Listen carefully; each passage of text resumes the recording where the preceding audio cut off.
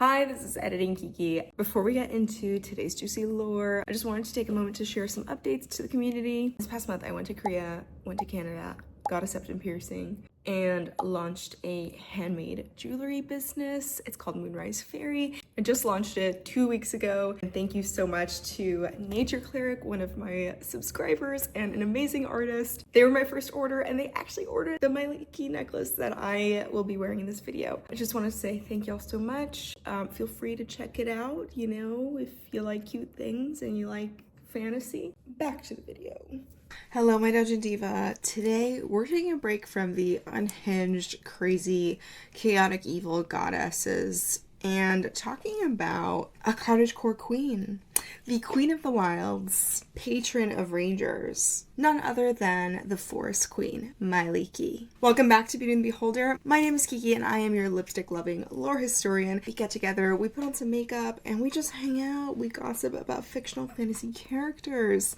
I made a necklace for Mielikki today in honor of her forest queen aesthetic. You're gonna want to touch some grass after this one. Let's get into it.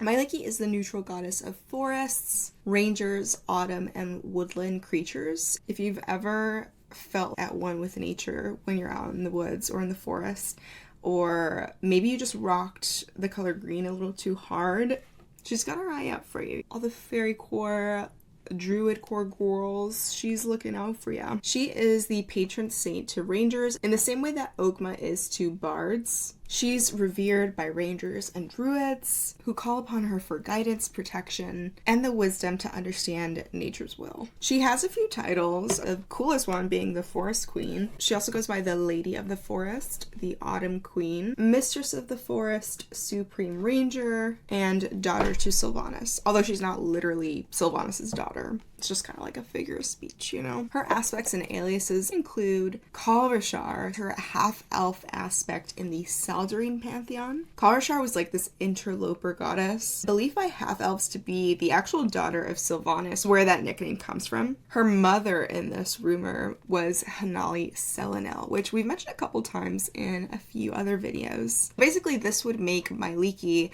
the first half-elven deity, which is a pretty big deal for the half-elves. Representation. 𝕻𝖕𝖕 was Mielikki's name on 𝕻𝖕𝖈 specifically, and she also served 𝕻𝖊𝖑 who was the elven god of nature. 𝕻𝖊𝖑 oversaw like druids, wild elves, and the woodlands, just all that fun stuff. She was also worshipped in Rashomon culture as Keliara. She was part of the big three in Rashomon. It's just called the three, but big three sounds like so much more exciting. The three was the term for the three deities that were worshipped in Rashomon, which included Bala, aka Shantea, the earth goddess, the hidden one, Mystra, and Keliara, Mielikki. Fun fact, Mystra would actually be replaced by Selûne later on in Rashomon. A little shade, a little tea there, huh? Mielikki's primary plane was actually just the material plane. She was a real one.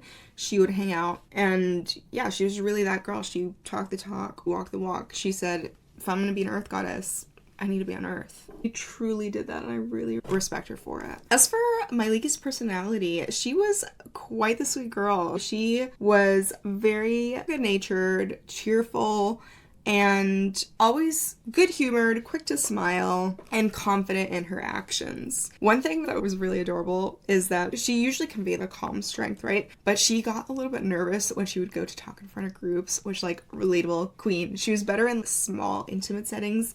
When it came to public speaking, she was like, okay, do not precede me, please. She is fiercely loyal and protective to those she loves or calls friends, and does not give that term out lightly. She's very particular about who she deems to be part of her circle. Mielikki understands that the cycle of life is a thing. You know, we all get that. We're not pretending here, trying to be willfully ignorant, right? But she cannot bear to see woodland creatures harmed. Just like senseless violence. She's just not about that, which, like, 100% Mielikki. We got you, girl. I will back you up on that anytime. Sylvanas sees everything as part of the cycle of life, right? But Mielikki's like, can we just protect the cute things? Like, can we have that, please? Thank you. As for her avatar, she, like all goddesses, truly loves to slay. First of all, she never touches the ground, which is a little funny because you know how people are like, touch grass, let your feet connect to the earth. Her avatar is always floating and never actually touching the ground. I think the irony there is hilarious. She's got two main looks, right? The first is the Supreme Ranger.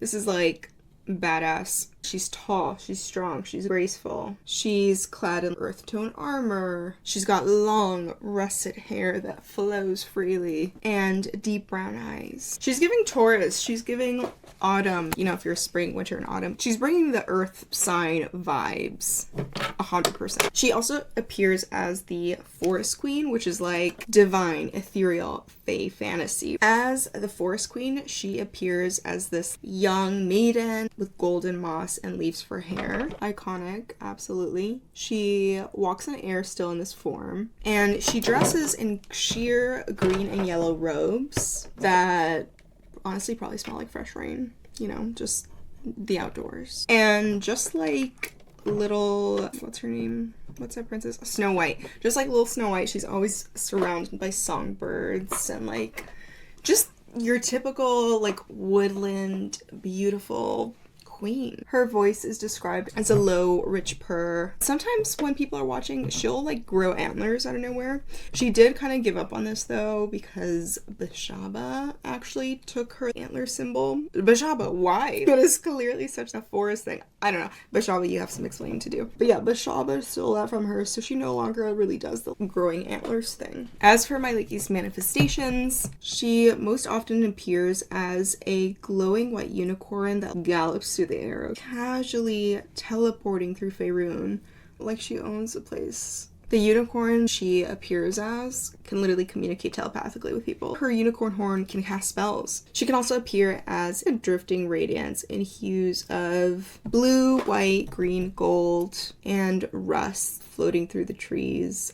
Moves objects at will, and can just cast magic in that form as well. Lastly, she also likes to appear to rangers in the forest as a lone woman who potentially just needs some help. She's just in the forest, like, are you gonna help me? What are you gonna do? She likes to test her followers that way. The kicker, though, is that if you pay attention closely, this manifestation, this lost lady in the woods, her feet are also not touching the ground. So if you ever get stuck in the woods, you see a woman and you think Mielikki might be testing you, check the feet. Now, Mielikki wasn't just some random forest spirit that decided she was gonna be that girl all of a sudden. She has been around for a long time, and as we established, she is basically a lesser power under Sylvanas, the god of nature. 369 DR, she like radically reorganized her priesthood and clergy.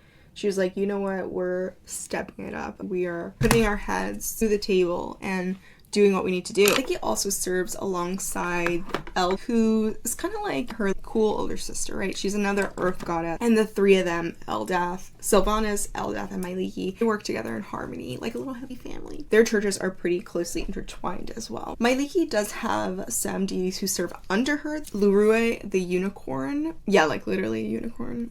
Incredible. 𝕻𝖚𝖈 is Mielikki's steed and companion in battle. Windstrom is a divine tracker who never fails to find his quarry, and he also teaches the rangers secrets of the wilderness. He shows them the ropes. 𝕻𝖎𝖈 is also under Mielikki, and she is a nature deity of the high forest. 𝕻𝖎𝖈 is pretty cool. She serves as like Mielikki's midwife to forest creatures and just assists in like the nurturing of the woodland animals. Okay, we love her. She nurtures all of the forest seedlings. I had to go put the thematic wig on, my little thematic circlet on.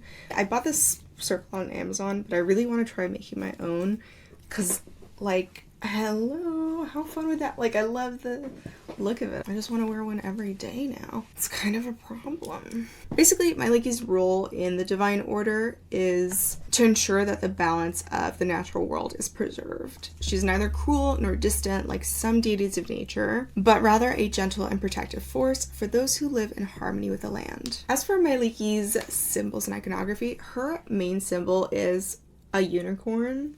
Hello, queen.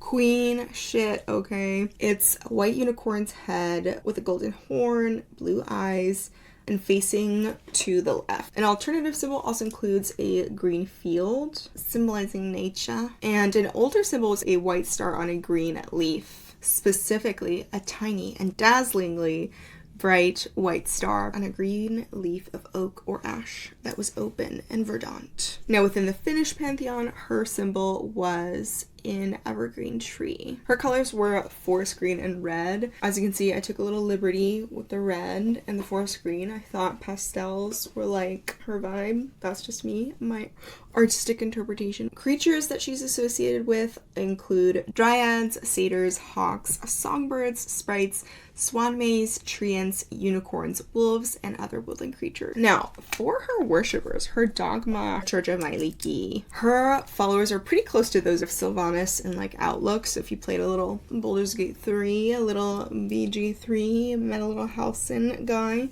pretty similar, right? But with a few caveats. Mielikki's followers really stress the positive outlook of living with nature and believe that intelligent beings can live in harmony with the wild without requiring the destruction of each other. Her outlook pretty much is on par with rangers in general, which is why she's their patron. Mielikkians are taught to embrace the wild and not fear it, because the wild ways are the good ways. They are to keep the balance and learn the hidden ways of all life. They should not allow trees to be needlessly felled or the forest to be burned. They are to live in the forest and be a part of the forest, not dwell in endless battle against the forest. Walkers of the forest way must protect forest life, defend every tree, plant anew where death fells a tree, and strive to keep the balance that indiscriminate fire users and woodcutters break. Looking at y'all. Fire users, woodcutters. She called them out. They are to live in harmony with the woods, to teach others to do so, and to punish and frustrate those who hunt for sport, not food, and who practice cruelties upon wild creatures. That's all fair to me. Like, why are people hunting for fun in our Lord's year of 2025? As for Mielikki's followers, they are hardcore about nature. Surprise, surprise. Usually who worships her are rangers, druids, forest elves, gnomes, half-elves, and harpers, actually, which we'll get into. On the daily, her followers will generally meditate and reflect, preferably in the forest, calling for quick blessings from Mielikki on a regular basis. To them, every moment of kindness towards the wilds and nature is really important. Now, for the 4 feasts, they follow each of the seasons. The first one is the spring equinox. This is welcoming new growth, planting trees, and refreshing the land. The second one is the summer solstice, honoring abundance, celebrating the wild's vibrancy, and enjoying the peak beauty of nature. Third is the autumn equinox, which prepares for the colder months, reflecting on the cycle of life and giving thanks to the gifts of the forest. Fourth is the winter solstice. This is a quiet, reflective time to honor the endurance of life, light sacred fires, and renew your commitment to protecting the wild. I love how Wiccan this all is. I'm obsessed. During the wild ride, unicorns and riders have to consent to go together. The unicorns can also teleport from place to place. So you can be riding, along the countryside and then be teleported to the other side of 𝕻𝖆. It's incredible. I say that like it's happened to me. We use our imaginations in D&D, okay? Now for some affiliated orders to Mielikki, there are the 𝕻𝖗𝖈𝖞. These are the secret forest knights. The 𝕻𝖗𝖈𝖞 are Mielikki's elite, secretive warrior druids that kind of operate like a forest knighthood with their holy mission. They are half-elves only and originated in the northern part of the high forest. They're different to the needles and the forest arms in the sense that they're actually pretty aggressive. They're ready to fight. They have been radicalized by nature. They're just we're strapped. If you ever cross paths with the 𝕻𝖗𝖈𝖞 and they're betting you need to be asking yourself, am I on the wrong side of history? What am I doing? Because they are going after the wrongdoers. There's also the Order of the Unicorn's Horn, which is mostly about healing and protection. These are nomadic healers devoted to restoring life, mending wounds, and ensuring that creatures and forests don't have to suffer. So it's not just people or animals, it's plants and forests entirely. A lot of these are druids, clerics, or rangers taught to undo the damage caused by mortals. And then lastly, there are the harpers. The harpers are tied to a few different deities in the Forgotten Realms, which we've touched upon in a few videos, but the Mielikkian faith has a strong tie to the harpers as well. The harpers try to maintain balance, stop tyranny, and generally keep powerful forces from destroying the world. So a lot of harpers will come from the ranks of Mielikki's rangers. Now, as for some priestly vestments, what are they wearing? Mielikki's clergy follow seasonal trends. Finally, some clergy with some sense of fashion. Hello, spring, winter, fall season. They change their looks up with the seasons. Amazing. Accents. Spring, they'll wear green with yellow accents. Summer is all about yellow with red accents, and fall, red with white accents. They typically use these colors on capes, tabards, and ceremonial dress for both the forest arms and needles. And usually it's pretty practical. They'll use trousers, boots. Boots are typically brown because, you know, mud and stuff. And sometimes a short cape. They'll also ensure that their stitching is in silver thread, and the cherry on top, the little accessory, will usually be a symbol of Mielikki. Her signature unicorn's head, carved from ivory or bone, ethically sourced of course, or the symbol will be stitched in silver thread. It is always worn over the heart as well. The shadow wearers tend to have more of a darker vibe to them. They'll wear deep forest green cloaks with chainmail armor, and their symbol is a massive shadow top tree with crossed swords. For adventuring garb, they usually wear lots of leather with different cloths that typically follow seasonal hues. Her followers believe that nature is sacred and that intelligent beings can live alongside it without wrecking it and destroying it. We're looking at you, 𝕻𝖗𝖈 noble real estate developers, okay? I see you. Mielikki's worshippers are definitely more about taking action rather than words. She's not really one for organized religion. She's too cool and too anti-establishment for that. There are forest arms, which basically are like full-time tree guardians that worship Mielikki. The forest arms will protect nature from evil and ignorance, and it can often be found wandering about like small communities at the edges of forests, educating the people, teaching them about nature and how to live with it instead of just bulldozing it. Now, there are Mielikki's needles. These are rangers. They take a little bit more of a hands-on approach compared to those tree arms, who are very peaceful. They can get a little bit more violent. They can dig their claws in. They support their forest arm sibling, but they work directly alongside the clergy of Eldath and Sylvanas, working to restore forests and expand them and maintain what's left of nature. Their responsibilities include shutting down those fire magic users. They go and they shut them down. They try to convince city folk that forests aren't like these scary, crazy things. Like, it's okay, you can chill, like go camping, touch grass. And they also back up the harpers. There are also the walkers of the forest way that work closely with other rangers regardless of their faith. And they make sure that for every tree lost, 40 other trees are planted. They just do it because they want to do it. They regularly check in on foresters and they offer healing and guidance to help with the environmental impact. These people are truly for the planet, okay? For 𝕻𝖗𝖊. And in recent years, Mielikki's faithful have even started working with ranchers in Melvant, Eastern and the Deities to breed domesticated deer herds. Apparently there's a deer population issue, and they're helping them to recover, trying to fix an overhunting problem. Also, sorry I said in recent years, but that quote is from a 3rd edition source, so ignore the in recent years part. One of her notable followers is Lady Jareth Falcon of Waterdeep, known as the Chosen Star of Mielikki.